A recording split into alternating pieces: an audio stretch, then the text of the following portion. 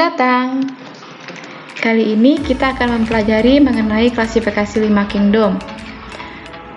Klasifikasi 5 kingdom adalah submateri dari klasifikasi makhluk hidup. Klasifikasi sendiri itu adalah ilmu yang mempelajari tentang penggolongan atau pengelompokan makhluk hidup.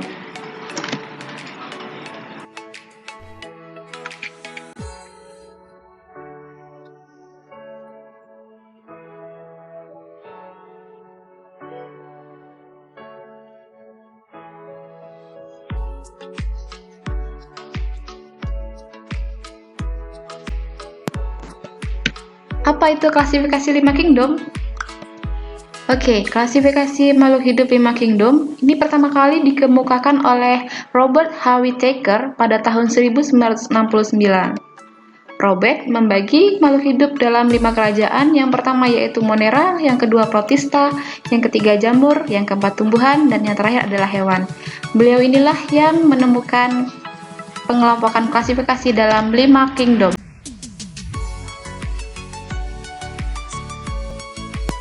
Kita masuk pada kingdom yang pertama yaitu Monera. Monera memiliki 2 sub-kingdom yaitu bakteri dan ganggang biru yang dikenal dengan Cyanobacter. Monera merupakan organisme bersel satu atau uniseluler dan juga organisme prokaryotik, organisme yang tidak memiliki membran inti. Monera juga hanya bisa dilihat melalui mikroskop sehingga dia bersifat mikroskopis. Contoh Monera yang pertama, kita masuk kepada bakteri. Bakteri memiliki ciri dengan memiliki berbagai macam bentuk. Di antaranya bentuknya adalah bulat, batang, lengkung, maupun spiral. Memiliki alat gerak berupa flagela atau ekor, perkembangbiakannya secara aseksual maupun seksual, baik melalui pembelahan sel, transformasi, maupun konjugasi. Hidupnya di air, udara, dan tanah. Namun, ada juga yang hidup di dalam makhluk hidup lain. Bakteri dapat bersifat menguntungkan maupun merugikan. Kita masuk ke contoh yang pertama yaitu bakteri Escherichia coli.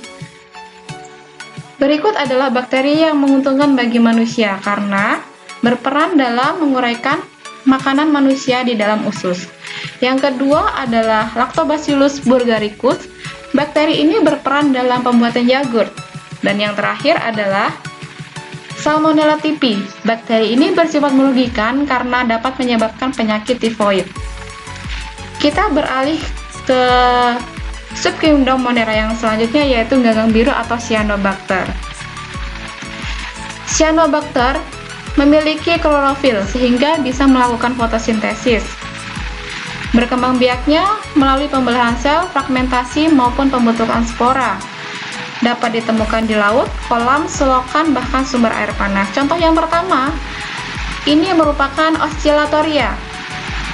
Oscillatoria, dia berperan dalam membentuk warna danau atau laut menjadi warna merah. Dan yang selanjutnya adalah Anabaena. Anabaena akan menyebabkan air tampak warna hijau dan juga dapat menyuburkan tanah. Dan yang terakhir adalah Gleocrapsa. Gleocrapsa adalah ganggang biru yang menyebabkan rasa licin pada bebatuan.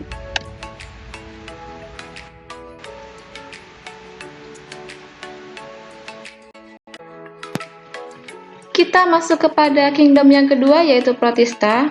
Protista terbagi menjadi 3 yaitu Protista yang mirip tumbuhan, Protista mirip hewan, dan juga Protista mirip jamur. Protista sendiri adalah organisme eukariotik yang intinya diselubungi oleh membran inti. Protista dibagi menjadi organisme yang uniseluler maupun yang multiseluler. Protista juga terbagi menjadi yang mikroskopis dan makroskopis. Untuk protista yang pertama yaitu yang mirip tumbuhan, lebih dikenal dengan alga. Contoh yang pertama yaitu Euglena sp. Euglena sp ini dikenal dengan fitoplankton, yaitu produsen utama di perairan, baik itu sungai, danau, ataupun laut. Contoh yang kedua adalah Euchema sp. Ini dikenal dengan rumput laut, yang biasanya digunakan untuk produksi agar-agar. Masuk kepada protista yang mirip hewan atau dikenal dengan protozoa, contoh yang pertama kita kenal yaitu Plasmodium sp. Plasmodium ini merupakan protista penyebab suatu penyakit yang dikenal dengan malaria. Dan yang selanjutnya juga protista yang bersifat merugikan bagi makhluk hidup yaitu Amoeba sp. Amoeba sp merupakan protista penyebab penyakit disentri. Kemudian kita lanjut ke protista yang mirip jamur. Dikatakan mirip jamur karena protista ini memiliki hifa. Contoh yang pertama yaitu Phytophthora sp. Protista ini berperan dalam kebusukan pada kentang. Dan yang kedua adalah Pythium sp. Protista ini menyebabkan kebusukan pada benih jeruk.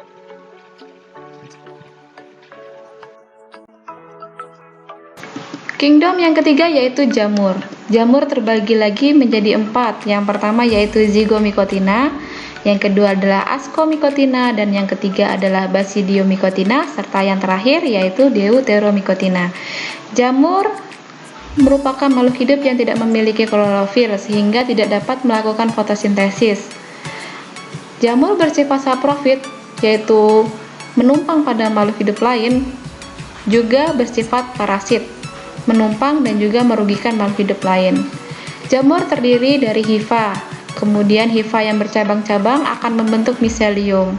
Ukuran jamur ada yang mikroskopis maupun makroskopis. Jamur biasanya hidup di tempat yang lembab dan juga mengandung banyak bahan organik. Untuk jamur Zygomycotina, kita ambil contoh yaitu Rhizopus oryzae.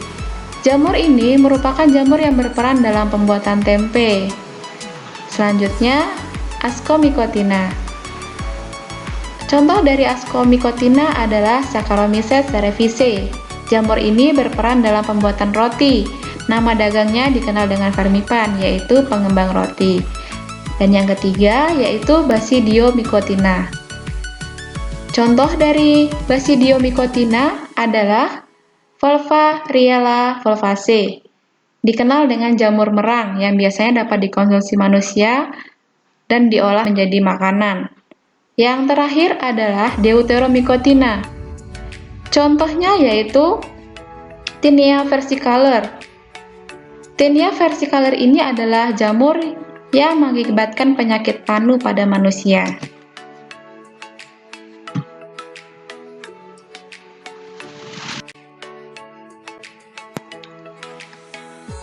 Tumbuhan adalah kingdom keempat dari klasifikasi 5 kingdom. Tumbuhan terbagi menjadi 2, yaitu tumbuhan berspora dan tumbuhan tidak berspora. Dunia tumbuhan dikenal dengan plantae. Memiliki ciri-ciri yaitu memiliki membran inti, bersel banyak atau multiseluler, memiliki klorofil, serta memiliki dinding sel. Kingdom tumbuhan atau plantae dikenal dengan produsen karena kingdom ini mampu mengolah makanannya sendiri. Tumbuhan berspora dan tumbuhan tidak berspora. Tumbuhan berspora dibagi menjadi 2, yaitu yang pertama adalah Bryophyta. Bryophyta memiliki contoh yaitu tanaman lumut. Tanaman lumut ini biasanya hidup di daerah yang lembab, tidak memiliki akar, batang, maupun daun yang sejati.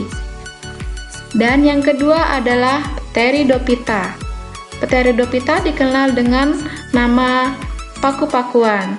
Tumbuhan ini ada yang dapat dikonsumsi oleh manusia. Berikut contohnya yaitu kelakai, dan juga ada yang hidup liar dan bebas di lingkungan. Ciri khas dari Pteridophyta adalah pada tanaman muda, pucuknya biasanya akan berbentuk menggulung. Kemudian kita beralih kepada tumbuhan tidak berspora, yaitu tumbuhan berbiji atau yang dikenal dengan spermatophyta. Spermatophyta yang pertama yaitu Gymnospermae atau tumbuhan berbiji terbuka. Contoh dari Gymnospermae adalah tumbuhan pinus. Dan kita beranjak ke Angiospermae atau tumbuhan berbiji tertutup. Angiospermia dibagi lagi menjadi dua, yaitu yang pertama adalah monokotil atau tumbuhan berkeping satu, contohnya yaitu rumput teki, dan dikotil, tumbuhan berkeping dua, contohnya adalah apel.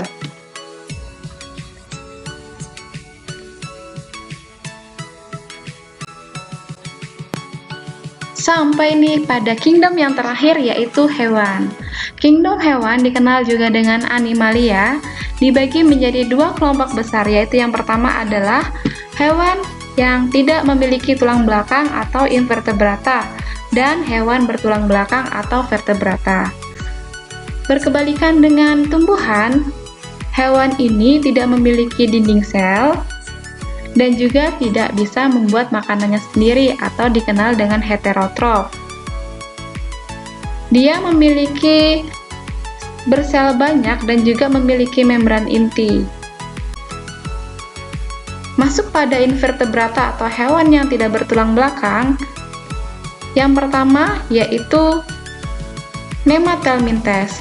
Pada tiga kelompok pertama dari invertebrata, kita akan mengenal macam-macam cacing. Nemathelminthes dikenal juga dengan cacing gilik, contohnya adalah cacing pada perut manusia. Ketika kita cacingan, maka cacing yang keluar dari tubuh kita itu merupakan kelompok dari Nemathelminthes. Masuk kepada kelompok yang kedua, yaitu Platyhelminthes atau kita kenal dengan cacing pipih. Contohnya adalah cacing hati yang bersifat parasit pada hati sapi. Nah, masih tentang cacing, yang ketiga adalah Annelida. Contohnya adalah yang biasa kita kenal dengan cacing tanah. Untuk kelompok selanjutnya dari invertebrata, karena kita sudah bercerita dari awal tadi, kita akan sedikit tebak-tebakan. Untuk kategori invertebrata setelah Annelida, kita memiliki 5 kelompok, dan di sini merupakan tokoh-tokoh dari film arahan Spielberg. Kita masuk yang ke pertama, yaitu Porifera. Porifera ini cirinya adalah hewan yang berpori-pori, hidupnya di laut. Kira-kira apa? Teman-teman bisa tebak atau tidak? Dia berwarna kuning, berpori-pori dan hidup di laut. Oke, SpongeBob. Ini masuk dalam kategori Porifera ya. Kemudian selanjutnya adalah Echinodermata.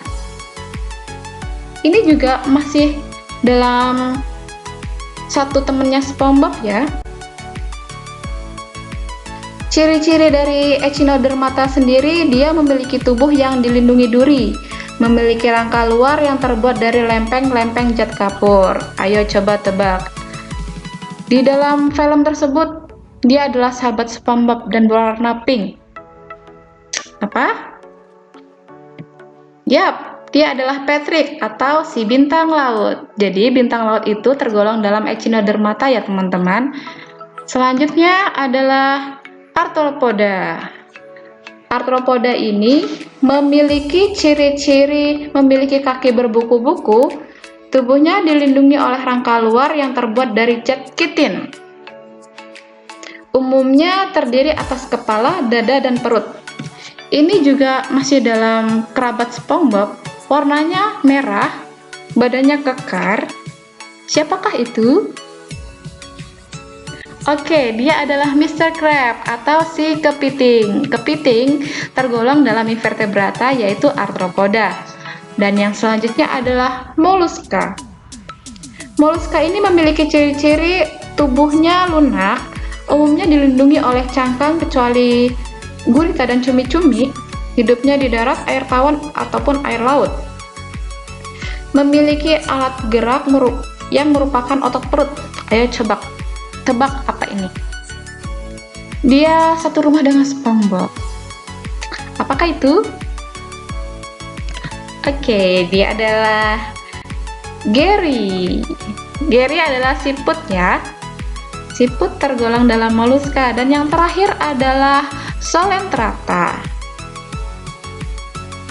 Solentrata atau dikenal juga Cnidaria, dia memiliki alat perlindungan diri berupa sengat yang disebut dengan cnidosit dan juga memiliki tubuh berongga.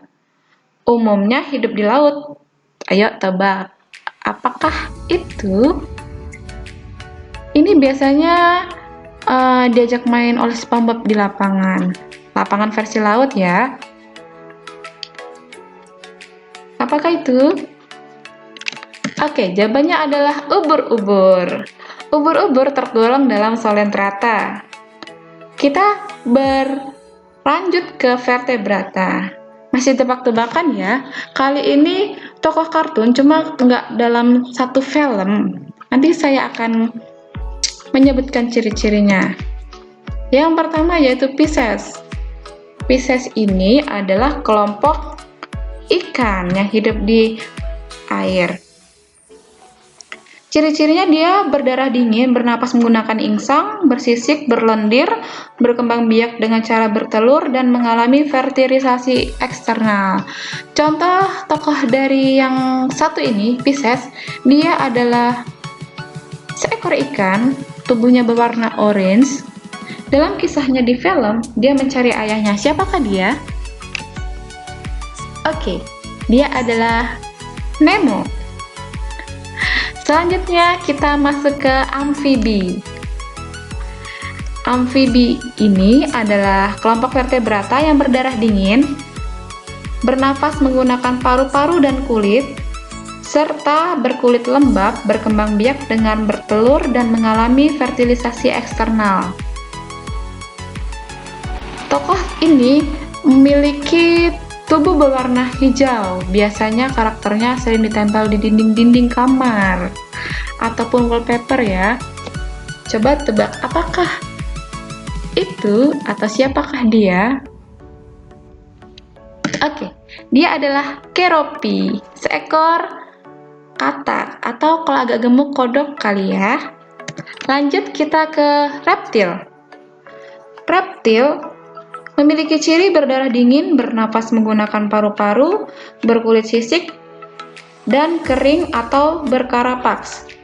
Berkembang biak dengan cara bertelur. Hidup di darat atau di air serta memiliki alat gerak berupa kaki atau otot perut. Contohnya apa ya? Di sini saya mengambil salah satu tokoh kartun yang hidup di daerah gurun. Mereka biasanya sering memperebutkan air. Siapakah dia? Bergerak melata ya.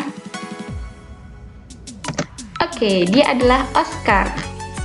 Si tokek ya, atau cicak, atau iguana, atau kadal. Oke, semua itu yang saya sebutkan tadi masuk ke dalam reptil. Yang selanjutnya adalah Aves. Aves ini ciri-cirinya adalah berdarah panas, beda dengan pendahulunya Pisces, amfibi maupun reptil. Bernafas menggunakan paru-paru, tubuhnya dilindungi oleh bulu. Nah, Aves ini dilindungi oleh bulu ya, bukan rambut. Kalau pada mamalia dia dilindungi oleh rambut, tapi kalau Aves dia oleh bulu.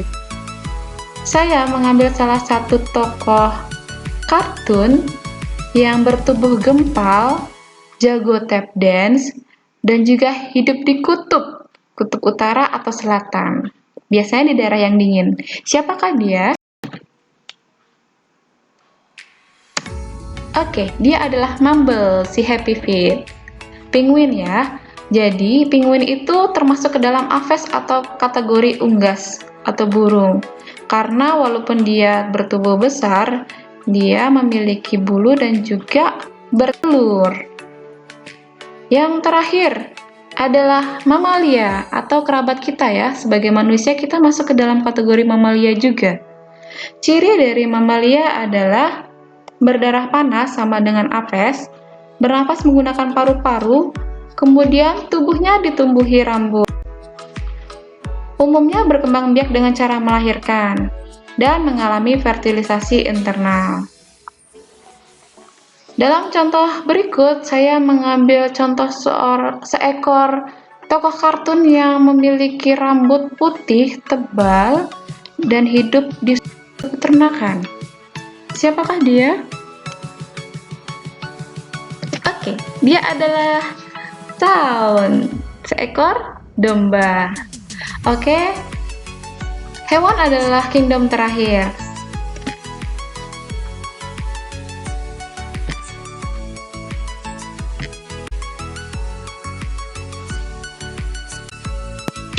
Terima kasih ya teman-teman untuk yang telah melihat video ini dari awal hingga akhir, yang bersedia mendengarkan maupun bersedia untuk main tebak-tebakan.